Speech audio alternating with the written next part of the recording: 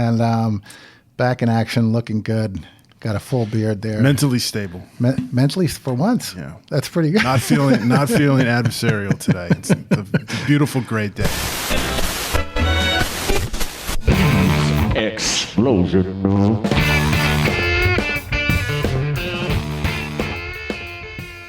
Hey, it's Richard Zombeck, and you're listening to Buds with Suds. Got a real treat for you today. Well, first of all, we brought the band back together, and Steve Lesnikoski joined me on this interview. He was actually one of the first co-hosts, as well as my first interview. Actually, I interviewed him, and then he interviewed me, and those were our first two shows. In this episode, we interviewed Steve Chisholm. He's a full-time professor and program coordinator at North Shore Community College, and he heads up the drug and alcohol program. He's got a master's degree in counseling psychology from Lesley University, and prior to teaching, he was employed for about 20 years at Lahey Health and Recovery. That's part of Lahey Behavioral Health Services. So here we go with Steve Lesnikoski and I interviewing Steve Chisholm. Okay, we're here with Steve Chisholm from North Shore Community College, and looks like the what do you say about the game's back, or the old team is back, or we got the band back, and we got the band back. The band's back together. Steve Lesnikoski in the house, yes, and back in action, looking good. Got a full beard there. Mentally stable. Mentally for once. Yeah, that's pretty good. Not feeling adversarial today. It's a beautiful, great day. Oh, so it's a good day. It's a good day. It's one of those rare days. Yes, very rare. That's pretty good. Take them while I can. Yeah. So it's I don't want to say an honor because that sounds kind of cheesy, but it's a great occasion to have you here, being that you've spent so much time in the field. As I'll probably put in the pre-roll, your bio, you worked in the field at CAB, right? As a counselor, and are now teaching. And what are you in charge of? You're like the king over there, aren't you? Of some little fiefdom. Yeah, we have a fairly small drug and alcohol program at North Shore, so I coordinate that program and I also teach in it. So among other things, sure. So and how did you get there?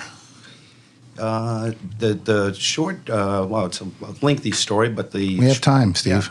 Yeah, basically, once I was a clinical supervisor over at the Danvers Treatment Center, the detox there, I was accepting interns from North Shore who were in their training.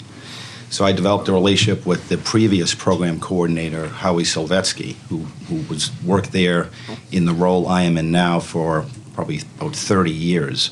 And so as he approached retirement, he asked me, well, first I began to teach for him in the evenings there at some point. And then as he approached retirement, he thought I would be a good fit for the program. And he, in some ways, groomed me for the position. And how long ago was that? So I'd been at North Shore teaching full-time for 7 years. So this goes back, my relationship with Howie went back in North Shore, and the internship program goes back probably at least 15 years. So we're looking at what, the 90s then, right? I guess so, yeah. I believe I've been on the rolls at North Shore close to 20 years. Okay. At least as an adjunct, yes. And so when you were working at CAB, what was that? Was that back? Like that was a lot earlier than that, obviously, but how much earlier? Yeah, so I think I started with CAB in 1991. I worked there for 20 years. So back when we built the new treatment center down over by Hogan in Danvers, we built that, I think, in 98. It was around that time I was a clinical supervisor, so however many years that is. Okay, so I guess what I'm getting at, and I mean, I'm sure Steve L. Lesnikoski has a lot of questions too, but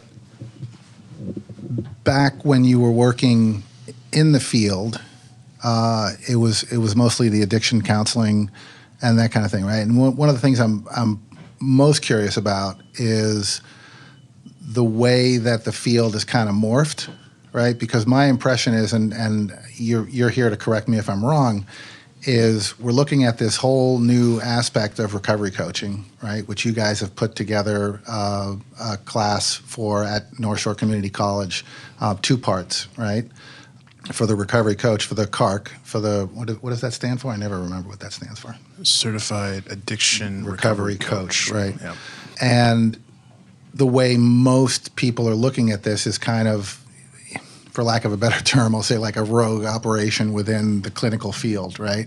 Is we're kind of under the radar. We're doing what, from my understanding, is what addictions counselors were supposed to be a long time ago, and then kind of got wrapped up into this whole clinical aspect with notes and diagnoses and all of that. Is that pretty accurate? Yeah, just to provide some historical context then, yes? Yeah. So when I began around in the early 90s, basically then we had, the first internship I actually did was at High Point, and they had a large treatment center, and they had one wing was a crack cocaine or a cocaine track, and the other wing was an alcohol track. Very rare that we saw opiate users. Around 1991, I think, is when CAB started their methadone services. So at that time, as a new counselor, we were very 12-step. I mean, the program's still very much 12-step based. But I remember we used to, there's a program through AA called Bridging the Gap, I believe it was. We spent a lot of time connecting people with, before they left treatment, hopefully with a sponsor or a temporary sponsor. I remember that program, but largely, right, there wasn't any kind of coaching at that time. And people were in treatment for a very long time as well. So I remember working with clients after they detoxed for a week. They would stay on with us another maybe month. And this was very kind of, there wasn't as much in the way of managed care. So that was back in the 28-day, 30-day program kind of heyday. Correct. Yeah. And most of the counselors that I worked with and that trained me, in fact, they might have had a certificate from North Shore, 1-year degree or certificate, a 2-year degree. But they were very much, there were a lot of paraprofessionals still at that time. What do you mean by that? People who maybe were in recovery, maybe had a little bit of coursework, could be hired as a case manager. So like recovery coaches? Yeah, similar. Yeah, similar. And then what happened? But even at that time, I think that there was some talk about boundaries then. So perhaps before my time was really more what you're referring to even. Yeah. Okay. So you were kind of at the advent of when it got more clinical? Is that what you're... I think right around that time, yeah. We used to be called counselors, and then some years later, BSAS changed the title to a case manager. Okay. Yeah, that was interesting. All right. Any thoughts on that, or? No, I think it was just more of a recognition that most of what we were doing with people in early recovery was really not so much counseling, but more case management functions. High percentage of homeless individuals we served, and things of that meant. Yeah, which is still pretty much the case, right? I mean, yeah. What I'm seeing in the ED, at least. Steve, you got anything, or? No, I mean, I feel that, I guess my questions stem from, do you think the evolution of this role, and when I say this role, like people that are in peer, are able to share their experience, it's going in a positive or a negative direction, right? Because I see a lot of negative things happening, not so much on the people that are in the role, that's a whole nother conversation, but more, there's no uniformity between organizations, right? So what we do here is going to be different than what Bridgewell's doing, or even MGH. So do you feel that, one, it's going in a negative direction, and two, sort of now that you're the head of like teaching this material, which I'm sure you had no intention to do, what differences or changes would you make? Yeah, I think the way I think about recovery coaching in that role is it's a huge boon to the field. I think it's a great addition to what people who struggle with substance use disorders need. I mean, before recovery coaching, we did have, community support people, right, the insurance company will identify a high utilizer of service or someone who's accessing the emergency department a lot, but those folks weren't specifically trained in addiction. And they were really, case managers for insurance companies. And then we started to do some of that internally, and we would start to assign some of the clients or patients a community support person or peer support, but it wasn't focused. The person really maybe didn't have lived experience. They didn't have much in the way of addiction-specific training. So I think the evolution has been, since I've been around anyway, I think the being on medication-assisted treatment, I think, is more acceptable than it certainly was 20 years ago, Sure. even 10 years ago. I think that the recovery coach training, stressing many pathways to recovery, is a really good addition. Even in our counseling programs, students come in and they may be thinking about things in a certain way. And I think part of the educational process is to kind of expose people to maybe looking at some of their own biases. So I really love that the recovery coach training includes that. So yeah, I can't think of too many negative things, if you will, about coaching, although I'm aware that it isn't maybe, a lot of it's being utilized for people around overdoses. Sure. As you say, maybe I know some folks at the state have described the difference between a traditional recovery coach and a non-traditional recovery coach. Yes. And maybe how William White envisioned this. Yeah, and there's also, I think, this kind of aspect of looking at people that are working in the ED more as interventionists, right? Isn't that one of the terms that was used by BSAS at some point? I believe so, but mostly that emergency room, workers that are on emergency services team are non-traditional, right? They're mostly there for short-term crisis sort of stabilization, not so much stabilization, but to intervene as an advocate. And I mean, I know I worked in that role for a few years, and mostly what I would do is help the person advocate for themselves if they were on a Section 12, or explain what that process would look like. And there wasn't a lot of long-term follow-up, and there certainly wasn't any sort of plan long-term. So I think that, I think that's more the non-traditional role. And then, so.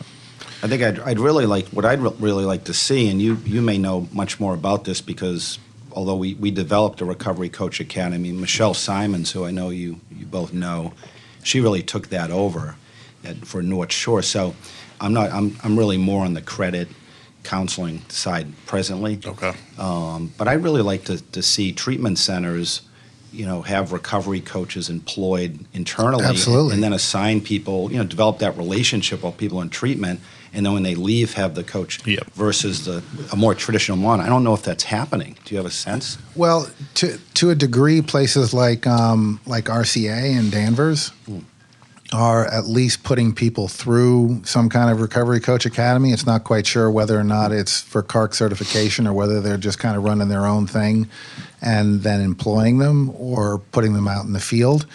They don't have or seem to have a lot of community aspect to it. I don't know if you've heard anything different. I know they just recently started being able to take Mass Health from Tufts. Oh, really? Yeah, and their IOP was working on. We've been working with their IOP a little bit to kind of integrate our services and be able to refer more people to their IOP because they have some evening stuff available and they have more varied times for IOPs. So we've been working on relationships like that, but everyone seems to be working in some sort of a silo like they normally do. And then there's a lot of territorial aspect to it, which is confusing to me because it's kind of like, well, if there are 5 organizations doing this, then shouldn't we all be working together and communicating for the benefit of the people who are receiving the services, right? Instead of saying, well, this is my little area of the world and the rest of you can just go F yourselves, right? And that seems to be happening more often than not.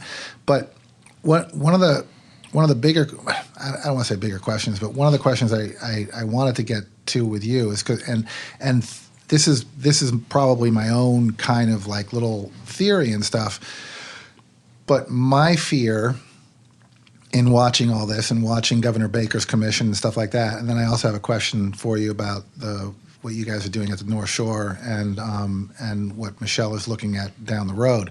But there's this kind of sense, at least in me, but I tend to be pretty negative and paranoid anyway, of, it took a certain amount of time for addictions counselors to become kind of this clinical role and have more paperwork put on them to where there was a need for something else, right? And so now we're trying something new, quote unquote, air quotes, and we're putting recovery coaches into this and as a non-clinical role and trying to keep the notes brief and not too much paperwork and things like that, right? But then when it comes time to pay, right, for insurance companies to pay, they want to see some kind of result before they're going to pay. So my fear is that this too, this role also is going to get bogged down in the let's just call it corporate muck, for lack of a better term, and it'll be short-lived, right? And so I wonder sometimes, they have the recipe because they used it already to screw up one role. How long is it going to take for them to implement this recipe and screw this one up, right? We're seeing results. We're trying to measure those. You and I were talking about this before the show, is we're trying to show measurable results of what recovery coaches are doing because, and I've said this before on the show too, is if you were to follow me around in my first year doing this, right, particularly here at North Shore Medical Center and North Shore Physicians Group, it would appear that I just spent a lot of time in coffee shops, right? Because I was meeting people out in the community, I was buying coffee, I was talking to them. And yet I have, let's say a dozen to 15 people that are coming to a regular group and I can count the number of people who have gone into recovery and have remained in recovery at some level of sobriety. Steve can too. He's got, let's, for lack of a better term, again, let's call them success stories, right? But whose face is that in? And how do we equate that to it's because we're not bogged down with all this stuff. It's because, right? And at North Shore Physicians Group, we're fortunate that it's a non-payer system, right? The organization itself is paying for it, and we're showing viability and measurable success by less ED visits, more frequent PCP visits, referrals to IOPs, referrals to therapists, MAT, all that stuff that can be billable, right? And we're part of a collaborative care model, right? And in that aspect, we're fortunate. Other organizations can't do that, don't have the means or the resources available to them to be able to do that. So, it's you've seen this. You've seen roles morph into different things, and it's probably a really unfair question. But let's start with a really unfair question and go: how long is it before they screw this up? Yeah, I think that one of the criticisms of the so-called clinical work is the amount of the paperwork burden and the administrative burden. There's no question about that. Some clinicians report spending as much as 80% of their time kind of documentation, or 50% of their time. So yeah, I think if the data supports that the recovery coach, the outcomes for patients or clients with a coach are favorable, then I think this will stand the test of time. Personally, I do think the other part of the question is, well, what will it morph into in terms of paperwork requirements? I think there's a strong body of literature and the roles so clearly defined in terms of the model that hopefully some of those things can be mitigated, right? You're already collecting data on referrals, for instance, I imagine, yeah? Mm-hmm. The idea, even in clinical trials, it shows that, just keeping people engaged in care can lead to a positive outcome, and the relationship is so central, right? I haven't seen any studies that show that the amount of paperwork was a key factor in a positive treatment outcome. So I think there's a strong lobbying case to maintain the integrity of the coaching, and I think that many coaches and coaching supervisors, I think, are clear enough on this that the integrity really needs to be maintained. Right? So that's part of the benefit is that the relationship between the recovery and the coach isn't really about paperwork. It's about all those other ancillary needs. So I think it could stand the test of time, but I think there'll need to be people in positions of power to be reflecting the importance of the integrity of the role, right? Well, and that's the thing, right? That's where you get into kind of like personalities and abilities and things like that, right? It's like we're all pretty smart people at this table, right? But me, for example, when I'm confronted with or confronted by someone that has a multitude of letters behind their names, right? It's going to be only natural for me to be intimidated, right? And then for me to argue my point in an environment that I'm wholly, not maybe now, but in the beginning, uncomfortable in, right? And don't really have a sure footing as to whether or not I'm arguing the right point, right? I'm fortunate that I'm articulate, but that doesn't help me if I'm hamstrung by my own fear, right? And the anxiety level goes up, and you end up not really making your case in a legitimate way, particularly to an organization that's used to data, documentation, and being able to back up everything they have with that, right? And we often do, and I don't know if Steve can back me on this, but we'll get questions from staff and stuff. It's like, well, what did you do with this person? How come you don't have more notes? Why aren't you writing out what the plan is and all of that, right? And our response back is, it's not what we do, right? And then it's a deeper conversation into why it's not what we do and what it is that we do, and you get eyes rolled and hums and haws and things like that. So it becomes frustrating. And the other point, and I want to go back to something you said, is there is, to a degree, a clinical aspect to this because that's what's being taught, right?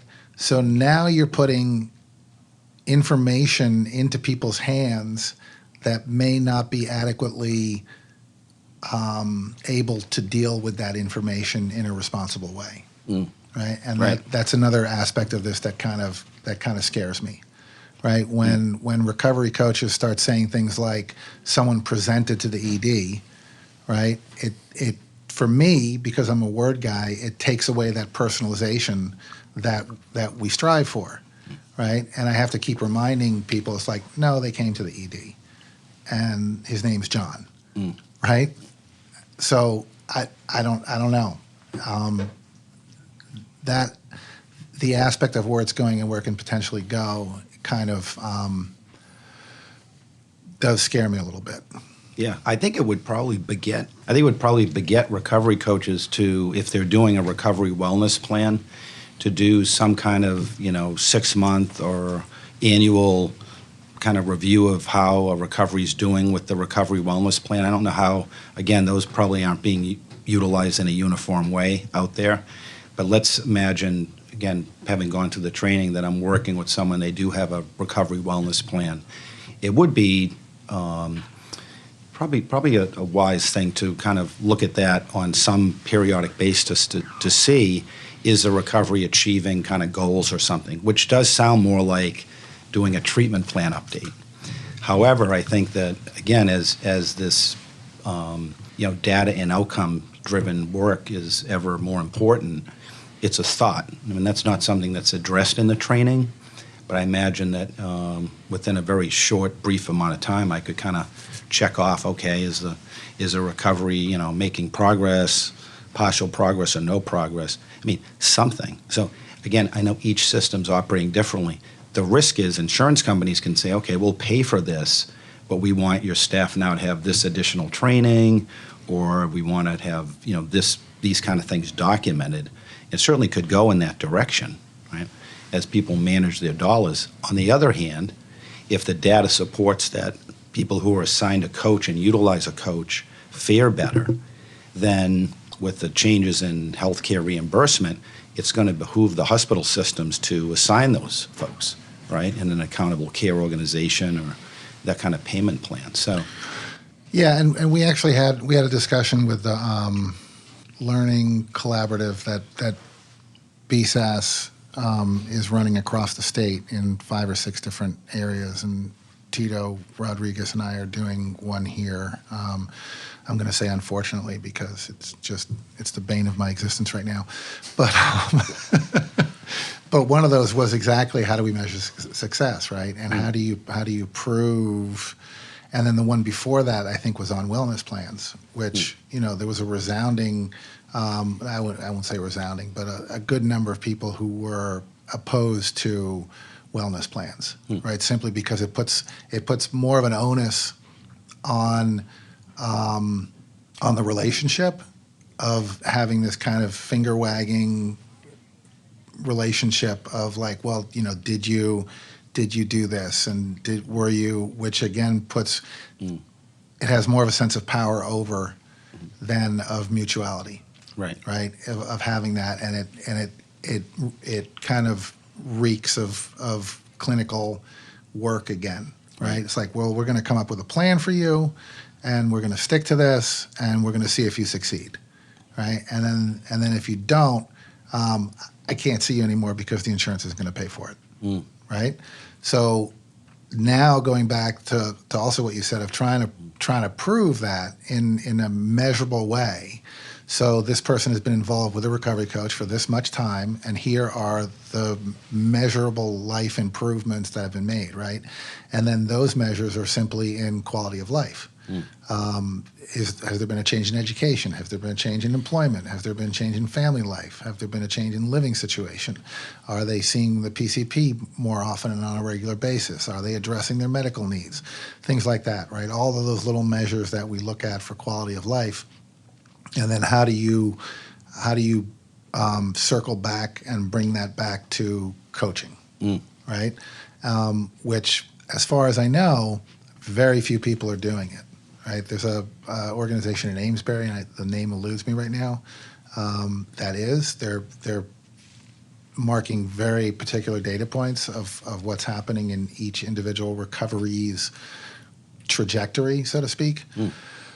But in general, it's how many times a month did you see someone, and sure, we'll pay for it, right? But how long is that going to last? Yeah, I think that's a really important aspect around.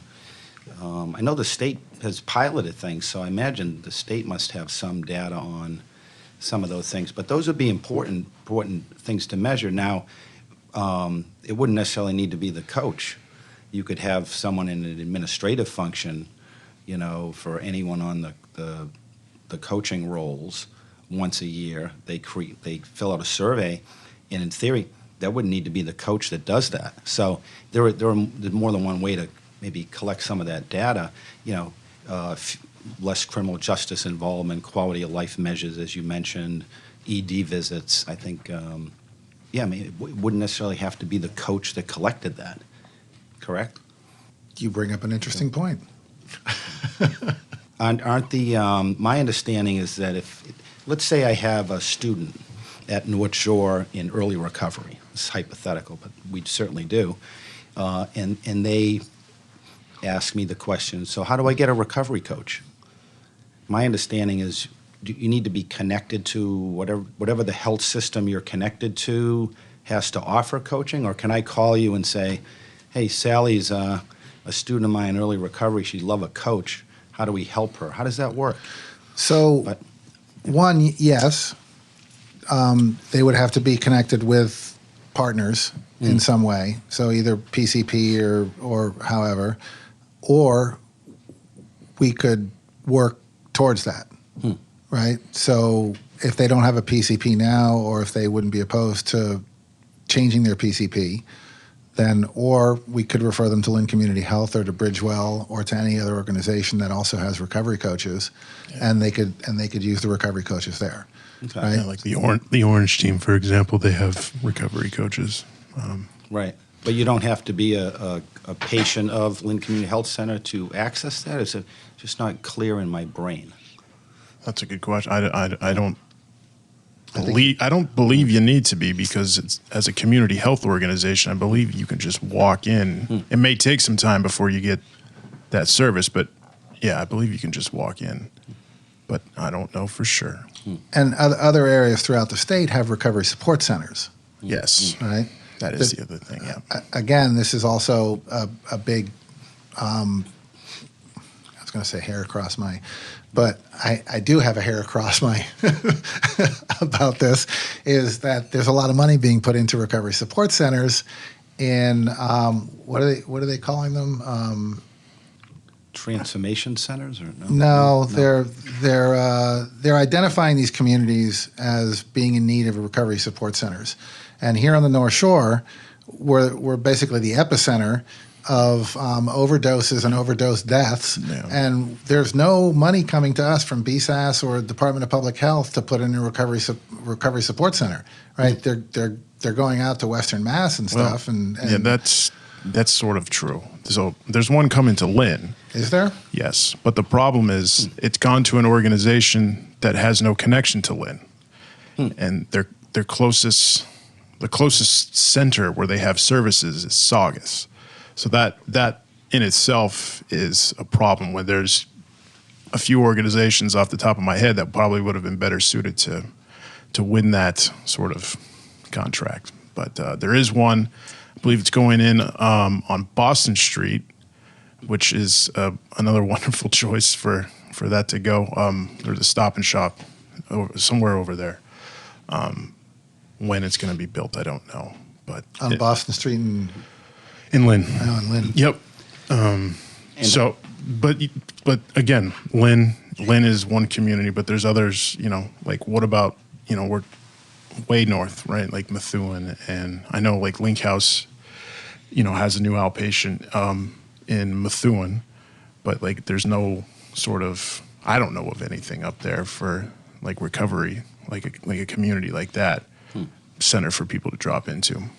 Do we know much about that? The contract for Lynn, or was that a BSAS RFR or Yes. something like this? Yeah. Yes, it's. I don't know I know. Well, Danny knows way more than I do, but yeah. So I believe there were five.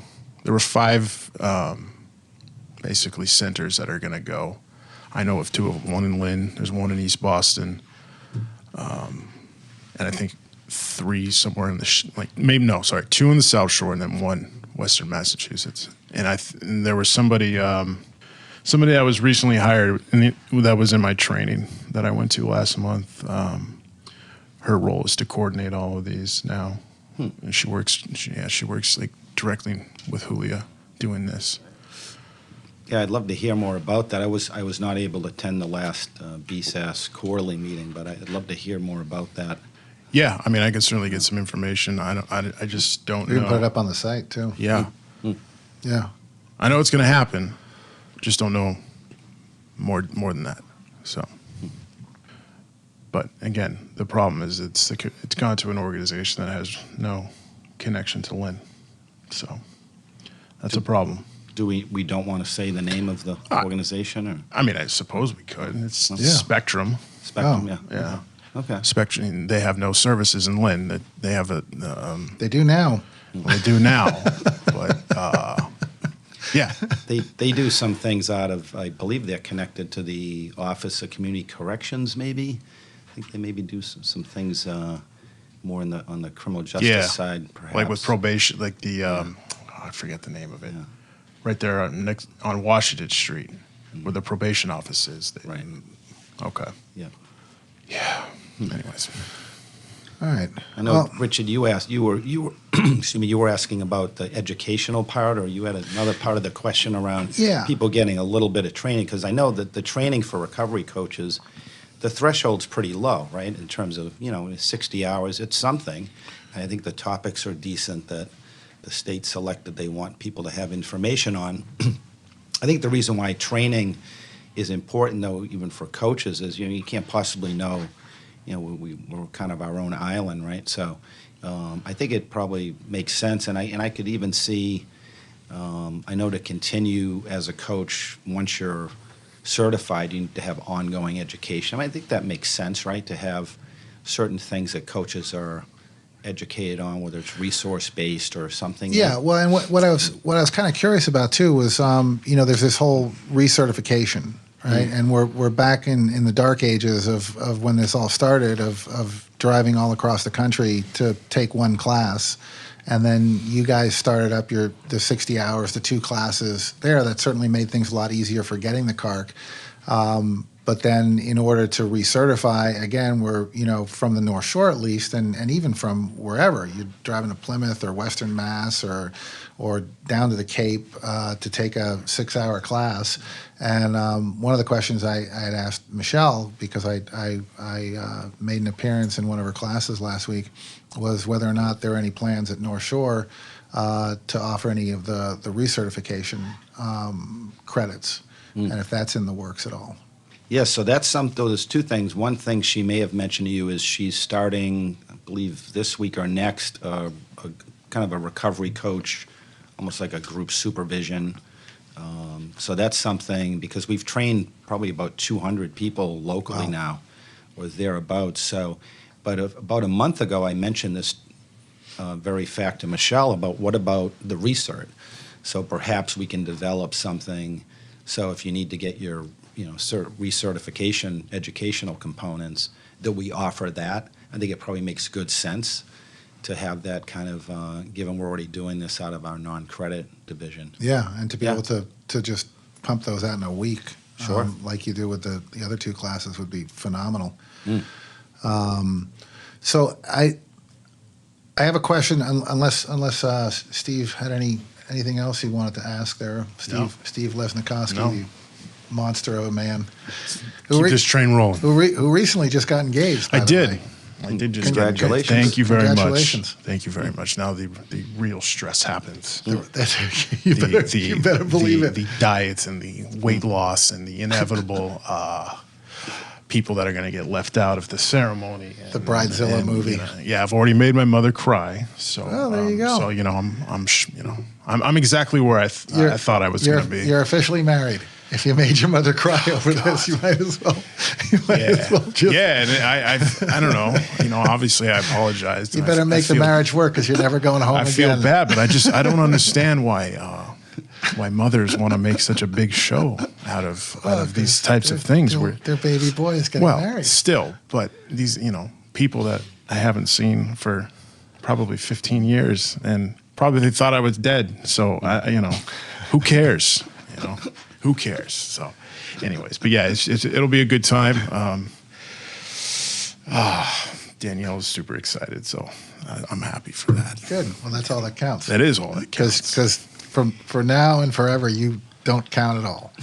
Oh, I don't think I know that. I don't really, very, very minuscule on the pecking order.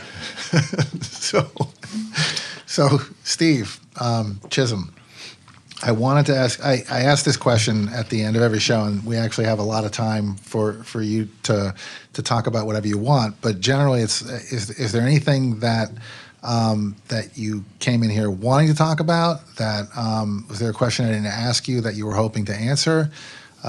Is there any burning desires, as they say in AA, that you wanted to get out there about either recovery, the offerings you have at North Shore Community College, what your garden is looking like these days?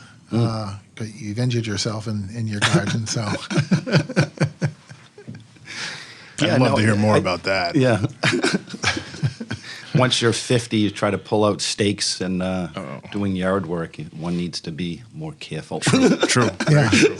I moved and I tore a tendon 3 months ago and it still hurts. So I think I would just. There's probably lots and lots of things we could talk about. I know one of the things that we were really fortunate at North Shore to have. We wrote a federal grant, a health and U.S. Department of Health and Human Service HRSA grant back several months ago. We were awarded about $640,000 specifically to essentially pay for half of the tuition and fees for students in our credit drug and alcohol programs. Wow. And pay 100% for coaches to receive training over 3 years. So that's really been a huge thing. I know there often, historically, there haven't been a ton of grants from the government to really Right. focus on addiction, but with the opiate crisis and the like, I think there's lots going on. So, I think whether in a counseling role or a coaching role, I think it's a great time to enter the field. So for really. that 2-week class, you can offer full tuition. Right. And what are the qualifications to qualify for that tuition? Really, I mean, we try to base it on need. It's fairly Lynn-centric, so, people are working in the Lynn area. If they don't already have a college degree or a job, we're prioritizing those applications. And we hope to train, we're on target to train about 140 people over 3 years. It's a combination of recovery coaches and credit substance addiction certificate students. The other thing we're doing is we're trying to impress upon kind of educational systems or hospital systems the importance to get addiction-specific training. So, for instance, students studying community health work or studying working with youth. Good point. We're saying, part of the grant is to say, okay, you can still, be in that community health worker track, but we're going to have you take a couple of addiction-specific courses as part of the scholarship requirement. So that's really cool. And I think there's a real growing recognition, even in the nursing field, right, that nurses and docs and even graduate students maybe don't have addiction-specific coursework. Huge need. Right. And we're kind of doing that too ourselves with presentations and shorts rounds here at the hospital and things like that of trying to educate doctors. And that's, it's not easy. No. And to have it as part of a curriculum. I mean, what's the statistic too? Medical doctors in 8 years of education and training, they have about a half hour dedicated to maybe 4 hours, but yeah, to addiction. Well, I'm figuring they're probably sleeping for 3.5 during that part of it. At least it appears that way sometimes.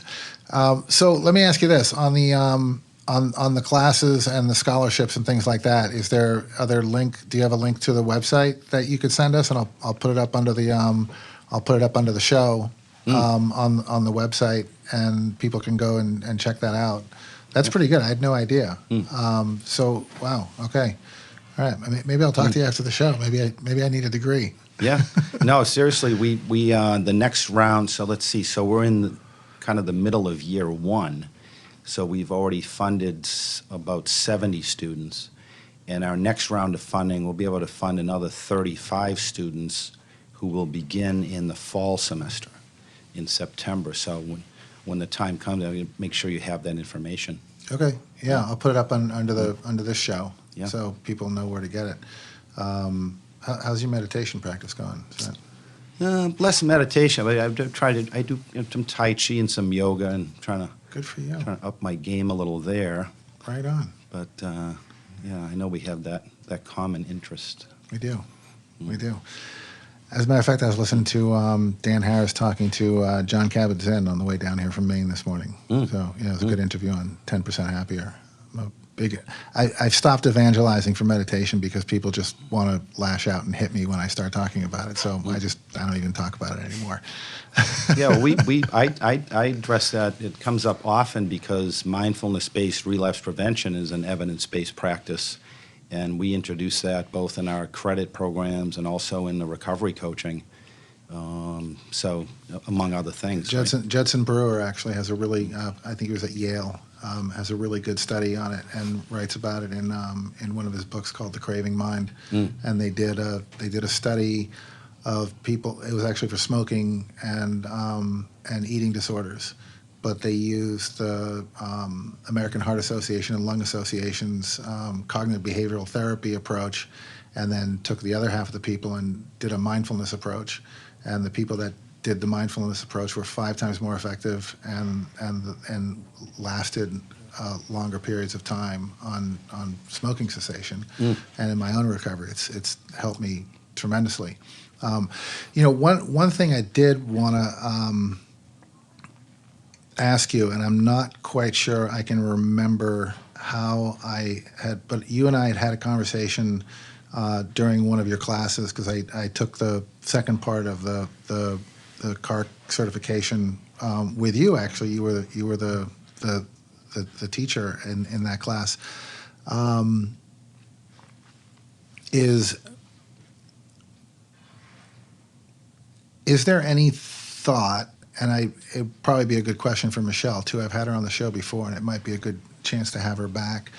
Any thought in the teaching to go into the role, the expectations around the roles, and kind of a precursor or warning label on the content of the curriculum, right? Mm-hmm. That what's the best way to put this? This is information for your benefit to understand what's going on, not to use as though you've been trained as a doctor for the last 20 years. Right. Right? Because I find that, again, going back to an earlier conversation that we had right here, is giving people the information and leading them to believe that they know what they're talking about. Right? And because there's a lot of talk, there is a lot of diving in, and in your class and other classes that I've seen too, there is a lot of diving into clinical terminology, clinical aspect diagnosis, and things like that, right? And I find that when you have a group of people who may or may not be familiar with a classroom setting, right? I mean, I'm one to talk, right? You're looking at a guy who has a GED. I never went any further than that. I don't have any college or university experience, right? And so I can sit in these classes and look around with people with the same level of education that I do and go, okay, this could be potentially dangerous, right? And I just kind of wonder if there's any kind of, well, let's just call it a warning label of like, we're going to talk about this. This doesn't mean that you're, in any way right. qualified to diagnose and offer medical advice to anyone. Yeah. Yeah, no, I think that's inherent in the training, is that the role, in terms of what the role is and is not of a recovery coach, I think that's certainly a big part of the initial 30-hour training. People are told, spelled out throughout, you're not a clinical role, you don't diagnose, you don't counsel. In the second part, though, which is what you're referring to, it's interesting because the state selected, or someone selected, that people would have, 3 hours of mental health, 5 hours of motivational interviewing. It is interesting because motivational interviewing is something we do a lot in counseling programs, but takes a lifetime to master. Certainly not 5 hours, and certainly not even, if you got if you had a whole 45-hour 3-credit course in motivational interviewing, you still would know next to nothing about it. You'd have to practice that and receive supervision and have audio tapes to become masterful at that at all. So yeah, I think it's a good idea to remind people to have that disclaimer, a caveat that a few hours of training doesn't make, this is really, doesn't make you an expert in it. I mean, it's an interesting thing. It would be hard to do an addiction 101. When I set up the training, I just used a lot of the materials I had that I would teach anyone, excuse me. Even when I've gone out and done community talks, sometimes I would present on, how is addiction diagnosed anyway? And I don't think the family members sitting there saying, well, now I'm an expert in addiction diagnosis. But I think we owe it to people to do a little bit on the brain science and how is it diagnosed. So, yeah, so I think it's an interesting point. If one came away from a one-day training or a 2, 3, 4-day training thinking now I'm kind of an expert in something, that would certainly be a mistake. Well, and so you actually, in your description there, you reminded me exactly of what I was getting at, because when I first asked you that question, I couldn't remember. I remember there was something that bothered me, and I couldn't remember exactly what it was. And it was, in fact, the motivational interviewing part of it. I think you and I had a discussion about that right. When I was taking the class. And it was more of okay, so this is something you can use in your toolbox that you can put in there, and you're probably already using it. And I just found that the danger around it, because we're already, as addicts and alcoholics, pretty manipulative people anyway, right? And to actually put a name on it and give us more reason to use it, I just I found that I'm like, oh, I can use this for evil purposes. This is awesome. I can get people to do what I want just simply by asking them questions. And that whole aspect of like, this is what it's called. You're probably already doing it. But what it and I'm not saying in your class per se, but in general, when I've sat at motivational interviewing classes, there seems to be a tendency of the people in the room to understand that as this is how you're expected to do your job, right? And rather than doing what already comes naturally to you, which is talking to someone and having that aspect of mutuality and let's see what we can do, it's putting it in a way of like, this is part of the curriculum. This is part of what's required to get your CARC, and this is kind of how we expect you to do this. And I find that aspect of it to be a little disingenuous, without some kind of caveat before that of saying, you're probably already doing this anyway. This is what it's called, and here are some other aspects to look at. And so the hair on the back of my neck goes up when I hear, particularly people higher up in organizations say, well, we need to be better trained in motivational interviewing. It's like, do we? That's kind of the new thing right now. It's like watching, Sleeper with Woody Allen, of like, eat as much beef as you can because they used to think it caused cancer, that kind of thing. Right. And it's like, okay, that's great. Yeah, motivational interviewing, woohoo. But let's try to remember that this is one aspect of what you're doing, and that you can pull on this, learn more about it if you want, and if it doesn't fit into the natural flow of what you normally don't already do, then don't use it. Right. But this is part of what we do. Yeah, I think it's interesting that again, whomever selected the content for the state certification included that, because it is, again, historically, a counseling style.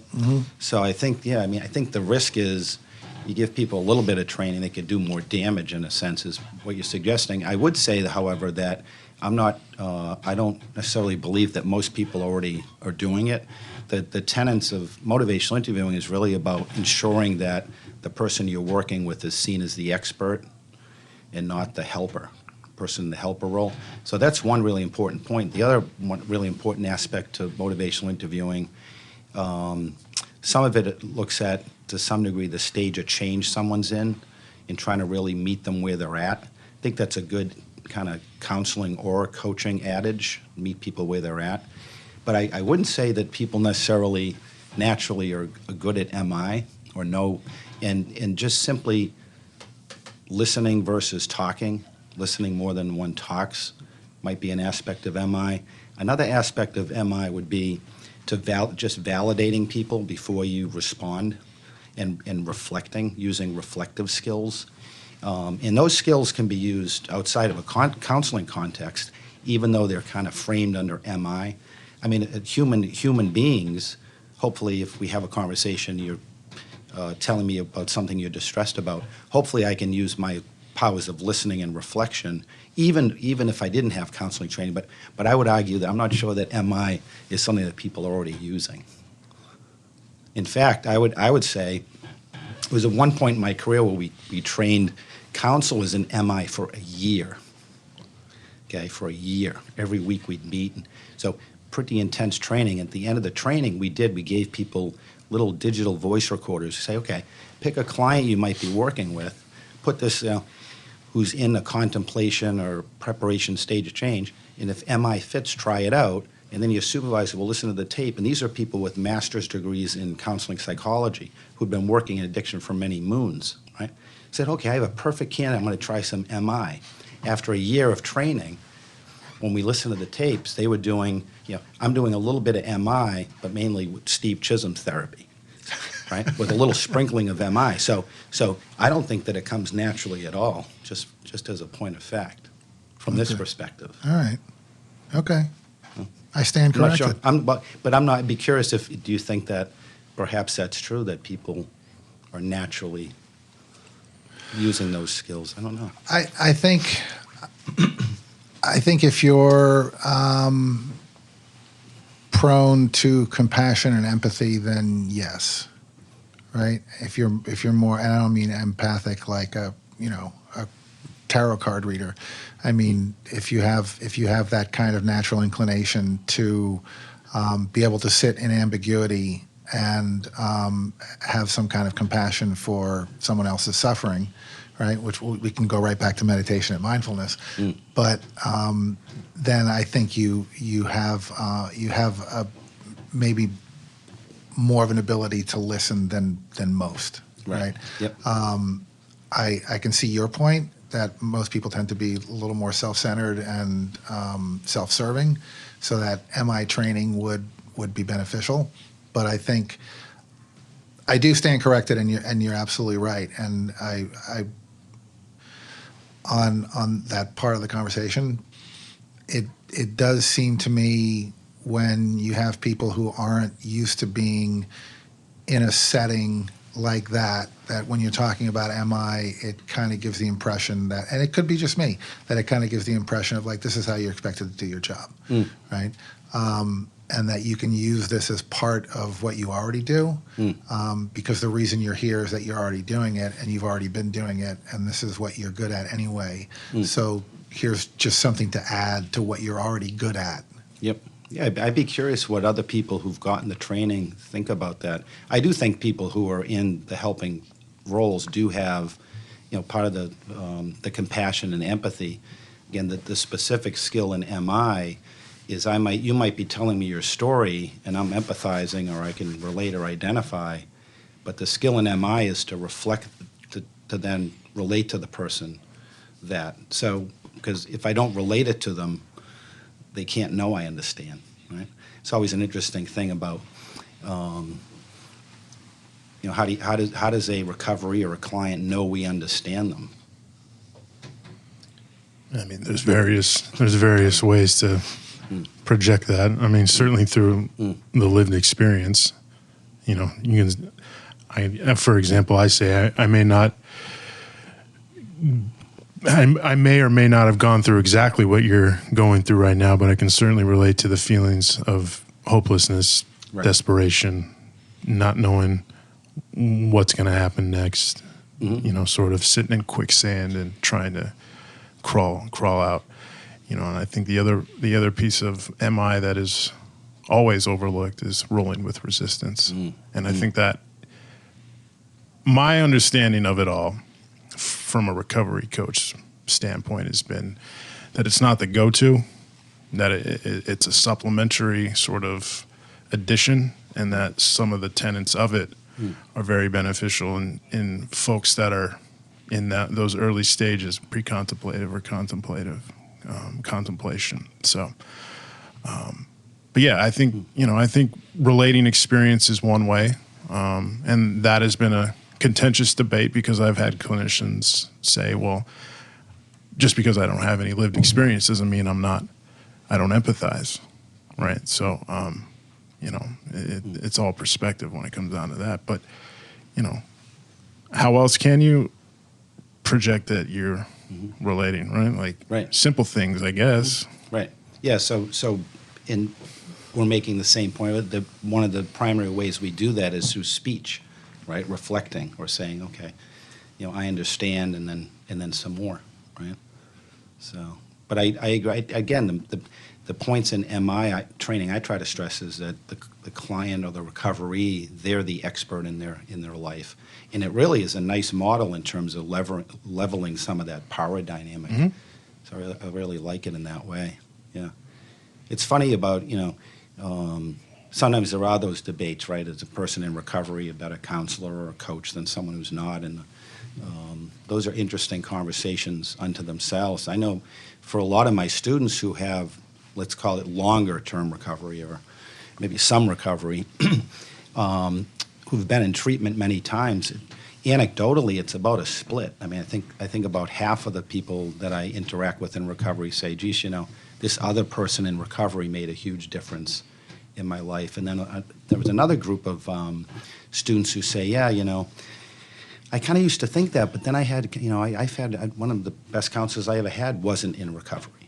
So it's one of those things. But Yeah. I know Well, that that's- goes back yeah. to everything being individual. Sure. I mean, and that's Yeah. the whole aspect of the recovery coach model, right? Mhm. I mean, my sense of that is that if you're going to make a role and make the recovery coach role based around being in recovery, and someone else who isn't in recovery wants to be a recovery coach, well, then you're going to have to create a different role. Right.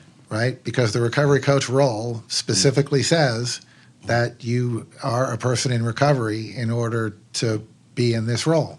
So then, do a recovery navigator or community health worker or something like that, create a different role for people who want to help people get and navigate recovery and don't make it a recovery coach, Yeah. right? Which is one of the things I think they were talking about at Baker's Commission anyway, right? If I'm not mistaken. Was that the outcome from the commission, that one would have to be in recovery? I know that was kind of It's one of them. that was one of the outcomes. One of yeah. them was that, a recovery coach had to Right. be in recovery. Right. Well, a license, someone that is going to go for a certification or licensure, right? So you can be a recovery coach, but if you don't have that lived experience component, then you can't Right. Correct. apply for licensure. Right. But So- lived experience, for one, because I know I have a student or lived experience personally, not lived. So if I was the spouse of someone who's addicted, that wouldn't be lived experience. Lived experience meaning the person themselves. Personal lived experience, yeah. Personally, yes. You're, not you're a person in you're- recovery. Correct. Yeah. Right. Okay. Yeah. Yeah. Yeah. All right. I think there's probably a good time to wrap it up. There is one thing that I didn't get to that I'd like to. We're not going to be able to do it today, but every once in a while, if you've listened to the podcast, we have roundtables, and maybe come back and take part in one of the roundtables when we're talking about the prospect and potential of licensure in recovery coaching, because they're looking at possibly going from not just a certificate but actually a license in Massachusetts in that, and maybe you'd have some insight to offer about that with your vast and copious lived experience in the field. Maybe some insider information. Yeah. Maybe, yeah. I'd love to be part of it. Yeah, sure. I mean, Yeah. I'm getting educated too, because since I've left the field, you get out of touch. I mean, Right. I'm in academia now, right? So I keep up with what I can, but it's different than being kind of on the ground. So to Yeah, speak. and that perspective would be useful. Danny can certainly give us the ins and outs and all the details, as he is He lives for this. well versed and studied on almost every aspect Yeah. that you could possibly be. It's like I don't even bother Googling things anymore. I just call Danny. It's great. So, Steve Chisholm, listen, thanks so much for Yeah, coming on thank the you show. for coming out. It was great having you. Thanks, gentlemen.